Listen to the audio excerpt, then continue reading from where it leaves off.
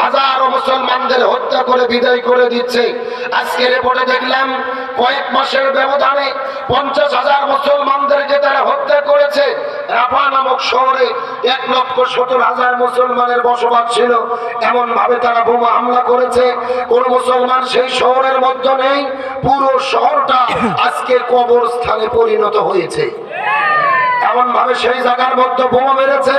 বোমা যখন আকাশে উড়ে উঠেছে, বোমার সঙ্গে মুসলমানের লাশগুলো আকাশের মধ্যে উড়তিছে, লাশগুলো আকাশের মধ্যে উড়ে বেড়াচ্ছে।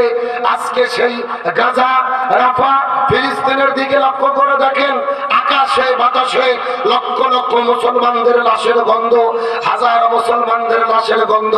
যেই মসজিদে আকসা আল্লাহ তাআলা পবিত্র কোরআনে যার পবিত্রতা বর্ণনা করেছেন, সুবহানাল্লাযী আসরা বিআবদিহি লাইলাম মিনাল মাসজিদিল হারামি ইলাল মাসজিদিল আকসা।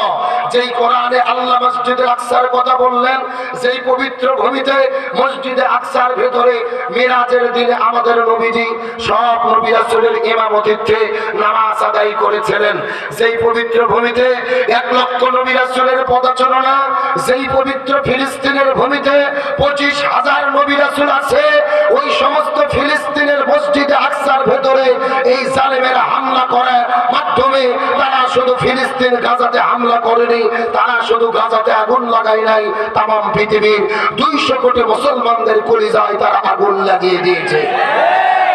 আজকে তাম পৃথিবীতে লক্ষ্য করে দেখেছেন, লক্ষ লক্ষ মানুষ রাজপথে নেমেছে। এই বাংলাদেশের লক্ষ জনতা রাজপথে ফুসে নেমেছে। ঢাকা, চট্টগ্রাম, বগুড়া, এমনকি আপনাদের খুলনা, সাতক্ষীরা শহরে পর্যন্ত হাজারো লক্ষ জনতা রাজপথে নেমে অন্যের বিরুদ্ধে প্রতিবাদ করেছে। অন্যের বিরুদ্ধে প্রতিবাদ করার দরকার আছে না নাই? কিন্তু মনের মধ্যে বড় কষ্ট, মনে বড় যন্ত্রণা, মনে বড় ব্যথা। আজকে মুসলমানেরা মার খাচ্ছে, আর আমার দেশের কিছু নামধারী মাথার টুপি দিয়ে মুকুটধারী রেখে আলে হাদিসের কিছু শাইখেরা বলতেছে তাদের পক্ষে, ফিলিস্তিনের পক্ষে আন্দোলন করার দরকার নাই, তোমরা নিয়মিত নামাজ আদায় করো। নাউজুবিল্লাহ বলবেন না? এরা তথাকথিত শাইখ, মধু বিক্রি করা যাদের কাম। একজনের নাম দেখলাম জামশেদ মজুমদার, সারাদিন হানিকে ট্যাগ মধু বিক্রি করেন, ব্যবসা বাণিজ্য করেন অনলাইন সোশ্যাল মিডিয়ার ভেতরে। লাইভ এসে বলতেছে, তোমরা যে লক্ষ মানুষ ফিলিস্তিনের পক্ষে দাঁড়িয়েছ, তোমরা কি নামাজ পড়েছ? তোমরা কি নামাজ পড়ো? এই সমস্ত তথাকথিত শাইখদেরকে বলতে চাই, আমার নবীজি উহুদের প্রান্তরে যুদ্ধ করতে গিয়ে কয়েক রক্ত ফরজ নামাজ কাজা করেছিল। তার মানে রাসূল আমাদের শিক্ষা দিয়ে গেছে, জালেমের জুলুমের মোকাবেলা করতে গিয়ে প্রয়োজনে নামাজ কাজা করাও জায়েজ আছে। আরো জোরে বলেন।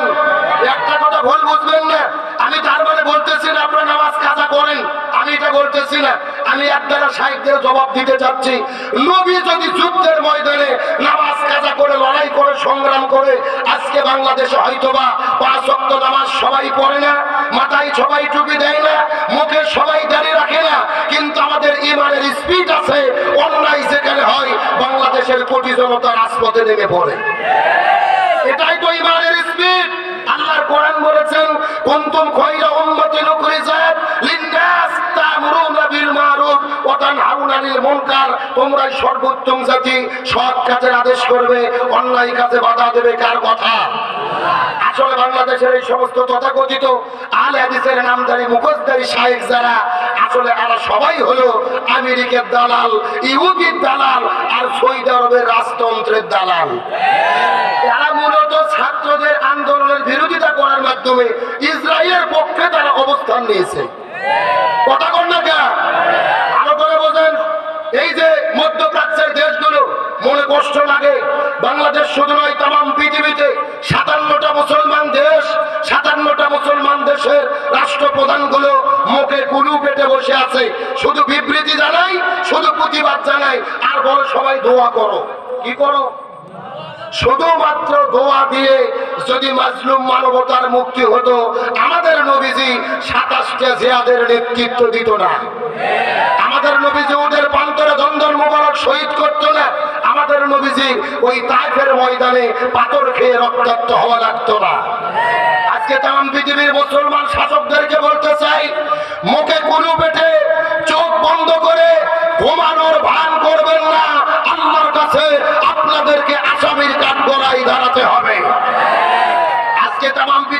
200 কোটি মুসলমান, আমরা যদি ফিলিস্তিনের মুসলমানদের পক্ষে দাঁড়িয়ে আল্লাহ তাকবীর দিয়ে মাঠে নামতে পারতাম, হাতে তরোয়াল নেওয়ার দরকার ছিল না।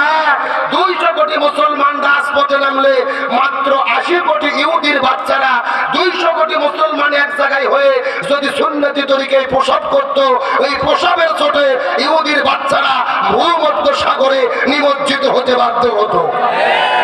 কিন্তু আজকে মনে কষ্ট, আমরা এক হতে পারিনি, আন্দোলন করতে পারিনি, অন্যের প্রতিবাদ করতে পারিনি। সত্যের পক্ষে থাকার দরকার আছে না নাই? আরো জোরে বলেন, দরকার আছে না নাই? আজকে তাম পৃথিবীর মুসলমানেরা ফুঁসে উঠেছে।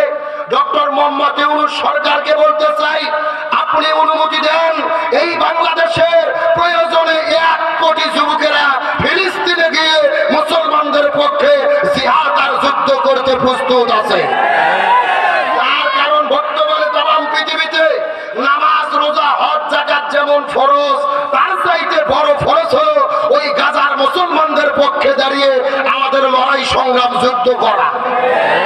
এই জন্য তাম পৃথিবীর মুসলমান মুফতিরা ফতোয়া দিয়েছে, আল্লাহর কোরআন বলেছেন, ওমা লাকুম লা তুকাতিলুনা ফি সাবিলিল্লাহি ওয়াল মুস্তাদআফিনা মিনার রিজালি ওয়ান নিসাই ওয়াল বিলদানিল্লাযিনা ইয়াকুলুনা রব্বানা আখরিজনা মিন হাযিহিল ক্বরিয়াতি যালিমি আহলুহা ওয়াজআল লানা মিন লাদুনকা ওয়ালিয়্যা ওয়াজআল লানা মিন লাদুনকা নাসীরা। আল্লাহর কোরআন বলেন, তোমাদের কি হলো? তোমরা কি লড়াই সংগ্রাম করবে না? ফিলিস্তিন গাজার দিকে লক্ষ্য করে দেখো, হাজারো মুসলমানদের গুলি করে হত্যা করে নারী, আবাল, বৃদ্ধা, বনিতা, শিশুদেরকেও তারা ছাড় দিচ্ছে না। এই আয়াতের দিকে লক্ষ্য করে বোঝা যায় তাম পৃথিবীর 200 কোটি মুসলমানের জন্য বর্তমানে গাজায় গিয়ে ইমানদারের পক্ষে আমাদের জন্য জিহাদ করা ফরজ, ফরজ, ফরজ। সুতরাং আজকে বাংলার ধামাল জনতার কাছে প্রশ্ন করি, এই খুলনা কইরার মুসলমান যদি ডাক আসে, বাংলাদেশ সরকার যদি অনুমতি দেয়, 7 সাগর 13 নদী পাড়ি দিয়ে প্রয়োজনে মাথায় কাপড়ের কাপড় বেঁধে ওই গাজায় গিয়ে ফিলিস্তিনে গিয়ে ইমানদার মুসলমানদের পক্ষে দাঁড়িয়ে ইহুদিদের বাচ্চার বিরুদ্ধে লড়াই সংগ্রাম করতে কারা কারা রাজি আছেন? দুটি হাত আল্লাহকে তুলে দেখান।